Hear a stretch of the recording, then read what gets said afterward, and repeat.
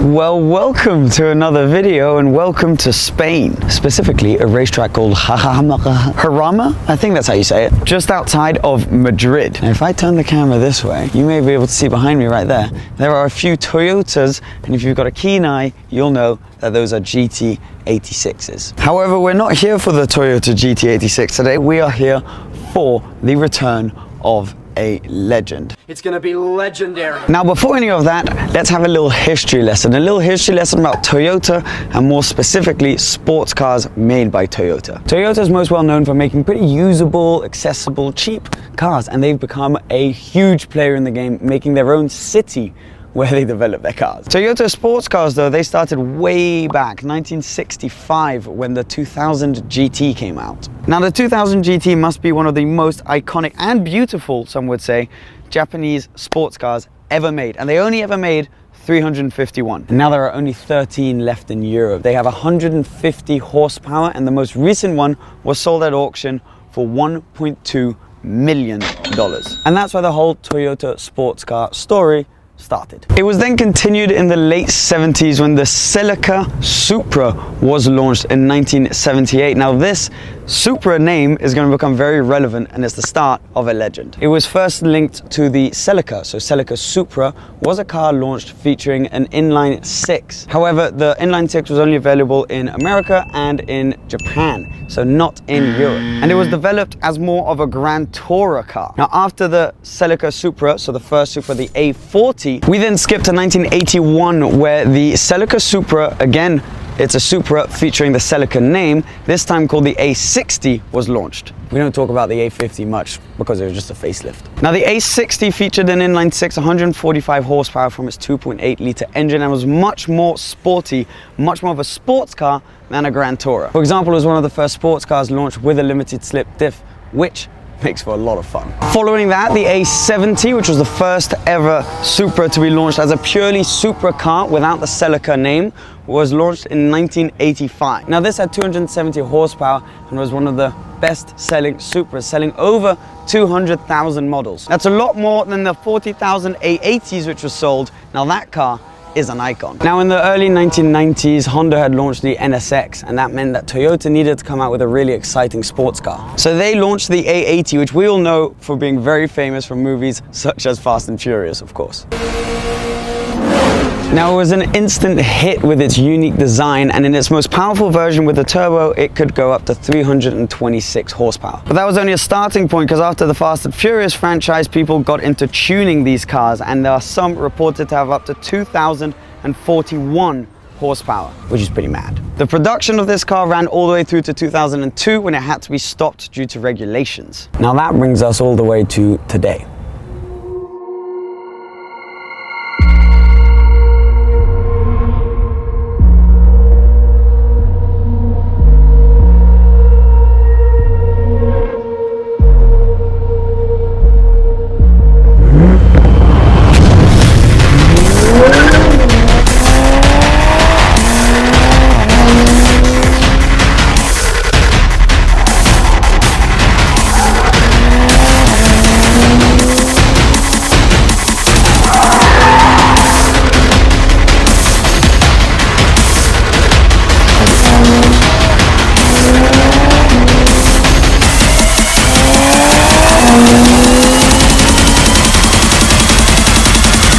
Specifically this, the brand new A90 Supra. Now, as its name suggests, this is leading on after the A80, and right now it isn't camouflage because they don't want us to see too many details, because this is a pre-production car, but it's going to be released very, very soon to have deliveries next year. Now, this car, we don't have exact figures for it yet, but they're saying 300 horsepower and up, so we don't have an exact number, but we know it'll be more than 300 horsepower, and same thing goes for the Newton meters of torque. Now, we also don't have any performance figures other than knowing that it's going to be under a 5-second 0 to 60.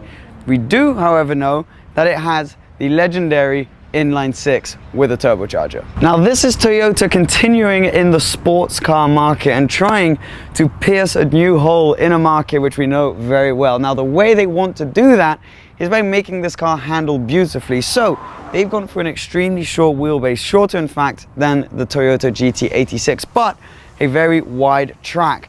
Now on top of that, they've made it super rigid. It's not using any carbon fiber, but there is plenty of aluminium. Now this car happens to be more rigid than the Lexus LFA, and you guys know that is a legendary, much more expensive car. I personally think it's obviously maybe hard for you guys to see on camera with the camera, but in real life you can kind of get an idea of the proportions. I think it looks fantastic, especially from the back here. It's got some cool gadgets, like a Formula One styled little light there. Comes on when you're reversing, and it's very, very cool. It reminds me of the Ferraris as well. It's got these nice rims. Now, of course, most of what we see here, we're not entirely sure if it's gonna stay on the production car or not, but these rims are lovely. Now, they are hiding some Brembo calipers underneath there, so we're talking serious in terms of the brakes. It's got all over the body though, it's got these air intakes which are filled in. They're fake air intakes which will only be useful on the race car. So I believe they're gonna make a GT4 class race car. I personally am not a huge fan of fake air vents, and there's plenty of them around this car. Now, we're also not gonna lie to you, this is also probably quite similar to what's gonna be the new BMW Z4, and you can kind of feel that inside. The inside is completely covered up so you can't see it, but I mean anything from like the key currently, we don't know if that's going to stay through, or the interior entirely was going to stay through, but you can feel like there is a lot of BMW-ness in there. Now that may be a great thing for some of you, but if you were expecting this to be a completely separate project, it's not quite that, at least from what we can see now. Now, that being said, also there's a very BMW noise. I think we should show you some of that right now.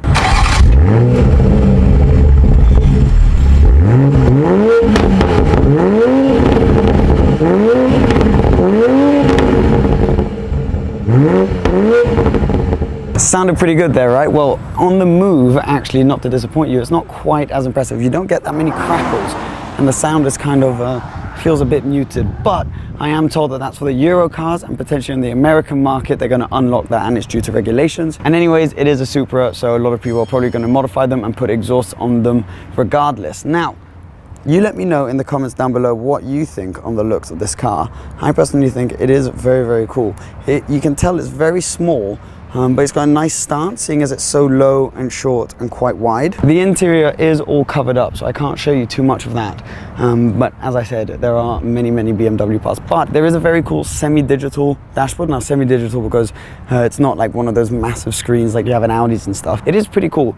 You know, I would have liked to have a huge screen and kind of take all that technology aside, but it does feel like they've definitely developed this to be used on the road rather than just on the track. So it's 100%, when you get inside, feels like a comfortable car that you could use daily. It's not a stripped out race car. Maybe there'll be versions coming of that later, but they've definitely not gone for that on this one. It's a very exciting car, and the development they've put into this and probably the money they've invested in this car is huge. And with it being such a legendary name, they need to get it right. So I think it's about time we hop into the car, give it a go, and see what this new Supra, the A90, is actually like to drive. Now, first of all, we are around, I think you say Shahama? I don't really know, I've probably completely messed that up. Harama. Okay, Harama racetrack, which is extremely technical and has just been resurfaced. And we're blasting around here currently in the Supra. Now, as I mentioned before to you in the video, we don't know exactly how much power it has. 300 horsepower, over 300 horsepower, and 300 Newton meters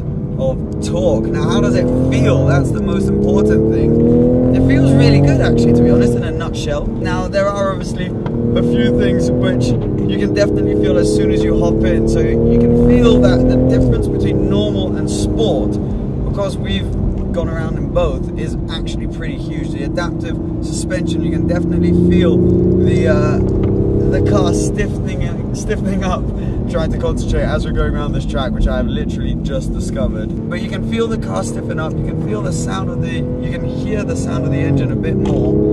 It's still not crazy. Ideally, I would want it to be a little bit louder.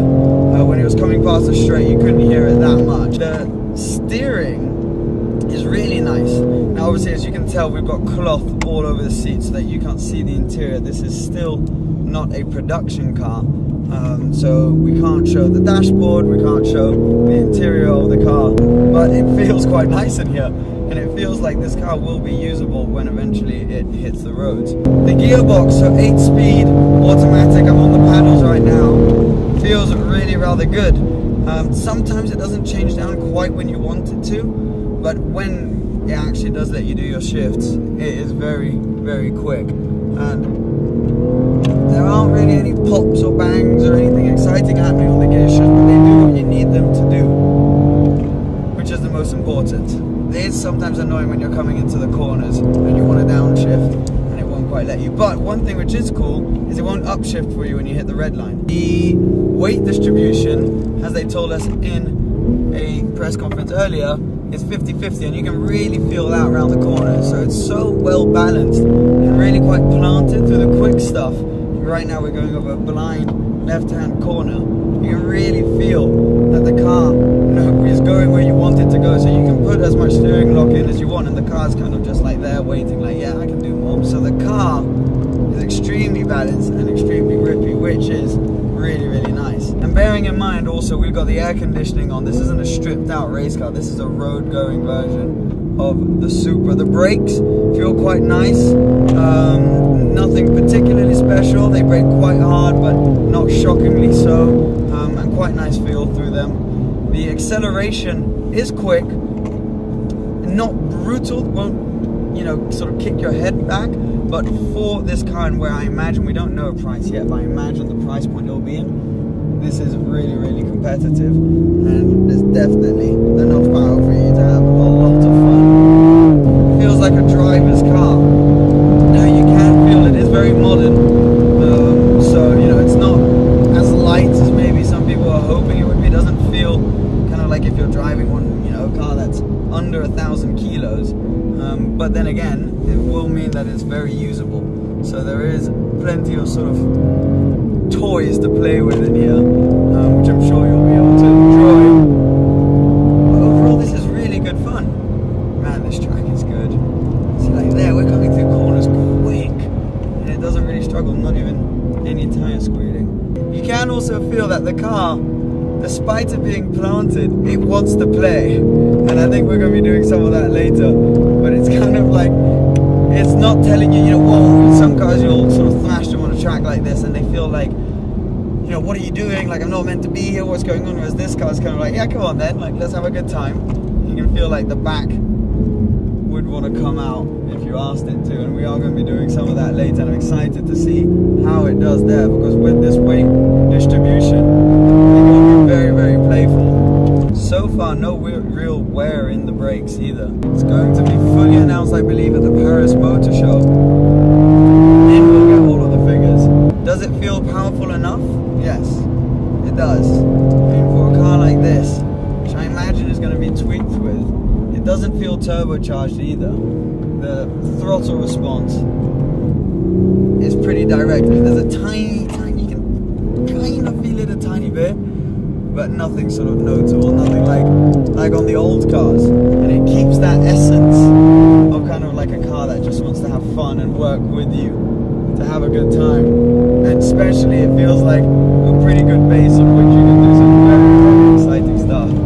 So whether there will be future versions coming which will be more track oriented, I don't know, but this is certainly a very good base. And you know, it's hard to comment on competition or anything like that now until we have a specific price and we know all of the power, but it feels plenty powerful enough and the response is good and it's very playful. So the A90 Supra, very good fun.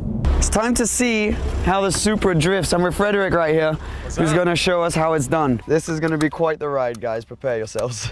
I think we're both kids in a candy store right now. Oh, yeah. New Supra, yeah, just now coming out. Yeah. I've been waiting for this car for 10 years. Yeah. And here we are, yeah, beating some of the first people in the world. Exactly. This is so sick. See how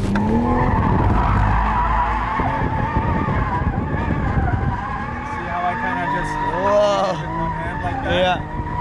No way, one hand. And you can almost do it with no hands, right? That's mad. Whoa. This is insane. Thank you, dude. What? You'll get to try. And I'm looking forward to that. Here's that right now. Okay, so this is a GT86. Feels so light, this car. And it is.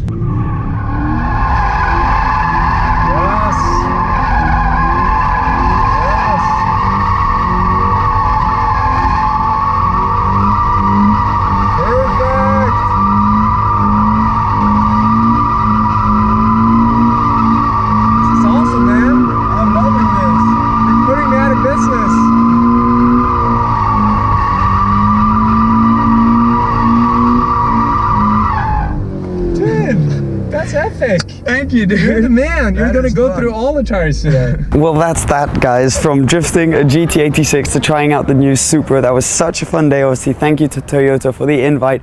I'm very excited for the Supra. As I said, all the little pieces that I mentioned earlier, please do remember that this is a pre-production car and there are certain things they're going to try and change. The exhaust, apparently they're going to try and work on that, and the interior a tiny bit. But I really did enjoy the car, and this track is absolutely fantastic. And most of all, thank you for watching. If you want more content like this and you want to see more reviews, more just daily videos and vlogs of someone who loves cars just like you do, please hit that subscribe button. And if you enjoyed this video, please give it a thumbs up. Thank you guys, and I'll see you very soon. Cheers. Bye-bye. Let's go. Bet.